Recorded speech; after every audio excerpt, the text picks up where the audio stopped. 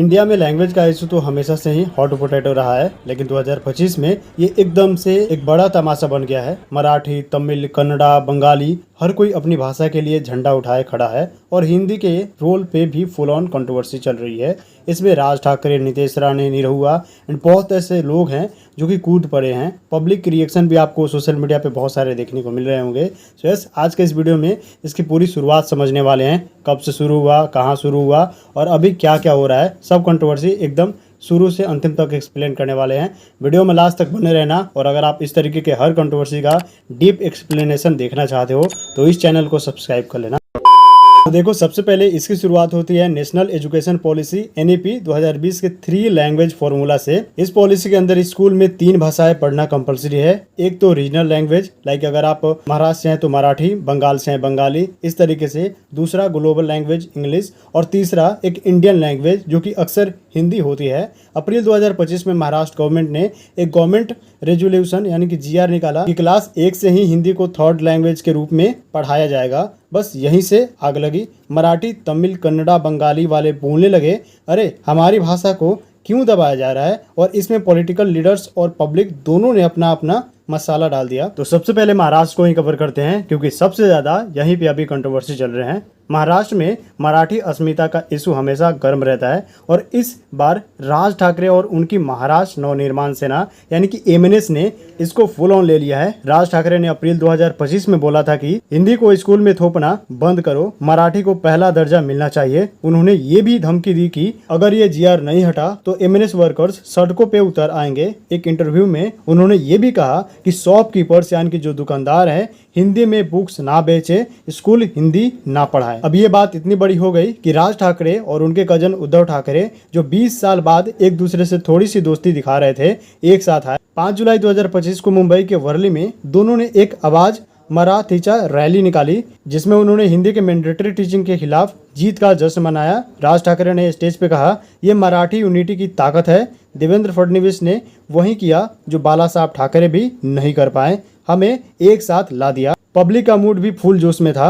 X पे यानी कि ट्विटर पे #मराठी फर्स्ट और #आवाज मराठीचा ट्रेंड करता रहा, जिसमें मेनली मराठी लोग ये बोल रहे थे कि मराठी बोलना जरूरी है, अगर आपको मुंबई में रहना है तो मुंबई हमारा है, इस तरीके से। पर ये जोश थोड़ा गलत डायरेक्शन में भी गया। मीरा रोड पे MNS वर्कर्स ने एक शॉपकीपर को इसलिए मारा क्योंकि वो मराठी नहीं बोल रहा था। इस इंसिडेंट के बाद सोशल मीडिया पे हंगामा मच गया। एक ट्विटर यूजर ने लिखा, राज ठाकरे की गुंज बस पब्लिसिटी के लिए ये सब करते हैं। अब ये सब चल ही रहा था कि इसमें नितेश राणे का भी एंगल आ गया। उन्होंने थोड़ा सा हिंदू मुस्लिम स्पिन दे दिया इसमें।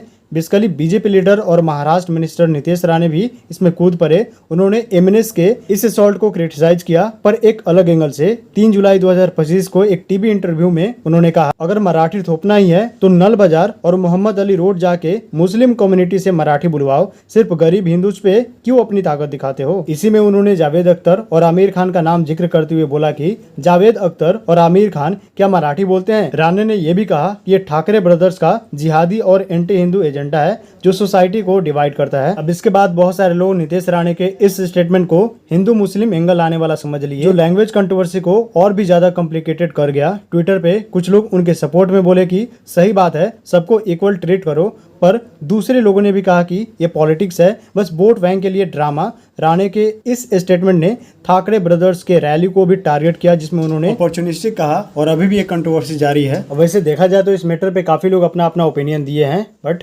भोजपुरी स्टार निरहुआ या कह लो कि दिनेश लाल यादव जो कि एक फॉर्मर MP भी है, उन्होंने तो डायरेक्ट चैलेंज ही दे दिया। 6 जुलाई 2025 को उन्होंने एक बोल्ड स्टेटमेंट दिया जिसमें बोला कि मैं हिंदी और भोजपुरी बोलता हूँ, मराठी नहीं आती, अगर दम है तो मुझे महाराष्ट्र से निकाल के दिखाओ। निरहुआ ने ठाकरे ब्रदर्स पे एक्यूज किया कि वो लैंग्वेज के नाम पे डर्टी पॉलिटिक्स कर रहे हैं और पुअर पीपल यानी कि गरीब लोगों को टारगेट कर रहे हैं। एक्स पे यानी कि ट्विटर पे उनका ये स्टेटमेंट वायरल हो गया और बहुत सारे लोग निरहुआ को सपोर्ट करते हुए ये बोलने लगे कि निरहुआ ने ठाकरेस को आईना दिखा दिया। ये आपको बता दें कि दिनेश लाल यादव निरहुआ के इस स्टैंड ने भोजपुरी स्पीकिंग कम्युनिटी में एक अलग जोश भरा। एक ट्विटर पोस्ट में किसी ने लिखा कि भोजपुरी भी एक रिच लैंग्वेज है, इसको क्यों इंसल्ट करते हो। पर जो मराठी लोग हैं या मराठी सपोर्टर्स हैं उन्होंने इसे प्रोवोकेटिव कहा है। अब अगले स्टेट और लैंग्वेज के बारे में बात करते हैं। यस, तमिलनाडु का रेसिस्टेंस। तमिलनाडु में हिंदी के खिलाफ हमेशा से प्रोटेस्ट होते रहा है और 2025 में ये और इंटेंस हो गया। एनईपी के 3 लैंग्वेज फॉर्मूला को लेकर डीएम के लीडर्स और एमके स्टालिन ने कहा कि हिंदी इम्पोजिशन तमिल कल्चर पे अटैक है। एक रिसेंट सर्वे के अकॉर्डिंग 68% तमिलियंस बोलते हैं कि तमिल और इंग्लिश काफ़ी है, हिंदी की कोई ज़रूरत नहीं है। ट्विटर पे हैशटैग तमिल प्राइड और hashtag anti Hindi imposition trend करता रहा, जिसमें लोग कहते थे कि तमिल 2000 साल पुरानी भाषा है, इसको कोई नहीं हिला सकता। डीएमके के सपोर्टर्स ने मुंबई के ठाकरे रैली को सपोर्ट किया और स्टालिन ने ट्वीट किया कि महाराष्ट्र के लोगों ने हिंदी इम्पोजिशन के खिलाफ सही स्टैंड लिया है। पर कुछ हिंदी सपोर्टर्स ने इस पे ऑब्जेक्शन किया, बोल के कि हिंदी नेशनल यूनिटी के लिए जरूरी है, इतना ड्रामा क्यों। ये डिसएग्रीमेंट तमिलनाडु में पॉलिटिकल और सोशल डिवाइड को और हाईलाइट करता है। ओके, अब अगला स्टेट है कर्नाटका और भाषा है कन्नड़ या कह लो कि कन्नड़ा। प्रोनाउंसिएशन गलत हो तो माफ करना। कर्नाटका में कन्नड़ा प्राइड का अलग ही सीन है। बेंगलुरु आपको पता है कि एक आईटी सिटी है जिसमें बहुत सारे स्टेट से लोग जाते हैं और आईटी बूम के बाद सिटी में आउटसाइडर के आने से कन्नड़ा थोड़ा सा बैकग्राउंड में चला गया। शॉप्स के बोर्ड्स एड्स सब इंग्लिश या हिंदी में, जिसके बाद कई कन्नड़ा एक्टिविस्ट ने hashtag Kannada you Lisi campaign चलाया और 2025 में कर्नाटका गवर्नमेंट ने भी स्कूल्स में कन्नड़ा को मैंडेटरी करने का एक नया रूल लाया। स्कॉलर डॉक्टर चंद्रशेखर कांबर ने कहा कन्नड़ा को पहले पढ़ाओ वरना हमारी कल्चर खत्म हो जाएगी। एक सर्वे के अकॉर्डिंग 55% लोग फील करते हैं कि उनकी लैंग्वेज खत्म हो रही है। ट्विटर पे यूजर ने लिखा कि कन्नड़ा बोलना कूल है पर हिंदी को थोपना बंद करो। पर कुछ लोग कहते हैं कि ये एंटी आउटसाइडर वाइब क्रिएट करता है जो बेंगलुरु जैसे कॉस्मोपॉलिटन सिटी के लिए ठीक नहीं है। अब अगला स्टेट है वेस्ट बंगाल जिसकी भाषा है बंगाली। कोलकाता में बंगाली भाषा का अपना अलग स्वैग है। लोग बोलते हैं रविंद्रनाथ टैगोर ने बंगाली को दुनिया में पहचान दी। जब हिंदी के कंपलसरी टीचिंग की बात आई तो बंगाली पब्लिक थोड़ी सी सेंटी हो गई। एक ट्विटर पोस्ट में किसी ने लिखा कि बंगाली बोलना हमारा हक है, हिंदी को क्यों थोपते हो। ममता बनर्जी ने इनडायरेक्टली रीजनल प्राइड का सपोर्ट किया पर उन्होंने ये भी कहा कि नेशनल यूनिटी के लिए थोड़ी सी हिंदी सीखना बुरा नहीं है। पर बंगाल के यूथ का मूड अलग है, वो बोलते हैं पहले बंगाली फिर कुछ और। ओके, अब बात करते हैं हिंदी का रोल और पब्लिक के मूड के बारे में। हिंदी सपोर्टर्स जैसे कि बीजेपी के लीडर्स बोलते हैं कि हिंदी एक लिंक लैंग्वेज है जो कि इंडिया को जोड़ती है। अमित शाह ने एक बार कहा था हिंदी को प्रमोट करो, ये नेशनल आइडेंटिटी है। पर ये स्टेटमेंट नॉन हिंदी स्टेट्स में गलत तरीके से ली गई। ट्विटर पे hashtag stop Hindi imposition trend करता रहा। स्पेशली तमिलनाडु और कर्नाटका में एक 2025 का सर्वे कहता है कि 60% नॉन हिंदी स्पीकर्स फील करते हैं कि हिंदी को फोर्सफुली प्रमोट किया जा रहा है। अब अगर पब्लिक का मूड, रिएक्शन या ओपिनियन सोशल मीडिया पे देखो तो काफी ज्यादा मिक्स्ड है। एक तरफ लोग बोलते हैं कि अपनी भाषा को सेव करो, दूसरी तरफ कुछ लोग कहते हैं कि हिंदी सीखने में क्या बुराई है, थोड़ी सी नेशनल लैंग्वेज तो बनता है। यूथ का एक बड़ा सेक्शन बोलता है कि इंग्लिश ही काफी है, ये भाषा का झगड़ा बंद करो। पर एल्डर्स और रीजनल लीडर्स कहते हैं भाषा है तो कल्चर है। अब हम बात करते हैं इस कंट्रोवर्सी को लेकर डिसएग्रीमेंट्स और पॉलिटिकल मसाला के बारे में। तो ये कंट्रोवर्सी इतनी बड़ी क्यों है? क्योंकि इसमें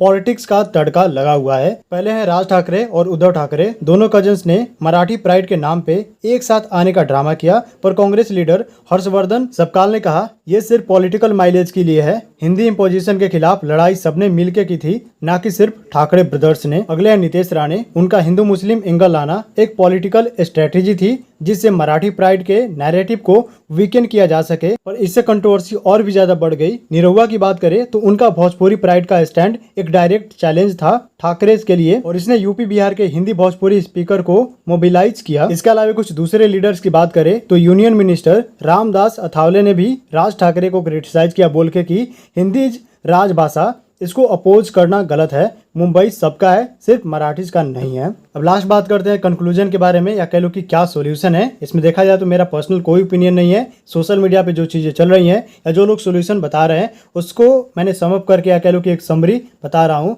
तो यार ये लैंग्वेज कंट्रोवर्सी एक इमोशनल है, कल्चरल है और पॉलिटिकल रोलर कोस्टर है। राज ठाकरे और उद्धव ठाकरे मराठी प्राइड के लिए लड़ रहे हैं, नीतीश राणे इसमें कम्युनल एंगल डाल रहे हैं और निरहुआ भोजपुरी स्वैग दिखा रहे हैं। तमिल, कन्नड़ा, बंगाली सब अपनी भाषा के लिए फुल जोश में है। पर ये डिसएग्रीमेंट इंडिया की डाइवर्सिटी को ही हाईलाइट करता है। सिंपल है, इसमें एक बैलेंस्ड अप्रोच चाहिए। रीजनल लैंग्वेज को प्रायोरिटी दो पर हिंदी को भी थोड़ी सी जगह दो एज अ लिंक लैंग्वेज, वरना ये हंगामा चलता रहेगा। और सोशल मीडिया पे स्पेशली ट्विटर पे hashtag Marathi pride, hashtag Tamil pride, hashtag Kannada उल्लीसी, अगर प्रोनाउंसिएशन गलत हो तो माफ करना, और हैशटैग स्टॉप हिंदी इम्पोजिशन के ट्रेंड्स कभी खत्म नहीं होंगे। ओवरऑल ये था इंडिया में चल रहा है लैंग्वेज वॉर का एक फुल एक्सप्लेनेशन।